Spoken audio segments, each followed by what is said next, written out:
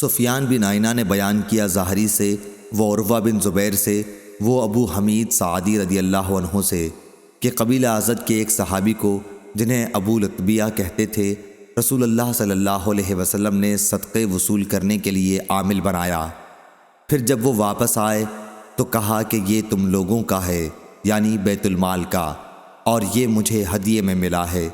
اس پر نبی کریم صلی اللہ علیہ وسلم نے فرمایا کہ وہ اپنے والد یا اپنی والدہ کے گھر میں کیوں نہ بیٹھا رہا، دیکھتا وہاں بھی انہیں ہدیہ ملتا ہے یا نہیں۔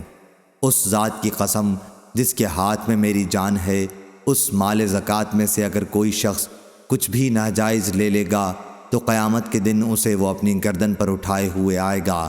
اگر اونٹ ہے تو وہ اپنی آواز نکالتا ہوا آئے گا، گائے ہے تو وہ اپنی، اور اگر بکری ہے تو وہ اپنی آواز نکالتی ہوگی۔ پھر آپ نے اپنے ہاتھ اٹھائے یہاں تک کہ ہم نے آپ کے بغل مبارک کی سفیدی بھی دیکھ لی، اور فرمایا، اے اللہ، کیا میں نے تیرا حکم پہنچا دیا؟ اے اللہ، کیا میں نے تیرا حکم پہنچا دیا؟ 3 مرتبہ آپ نے یہی فرمایا۔ صحیح بخاری حدیث نمبر 2597۔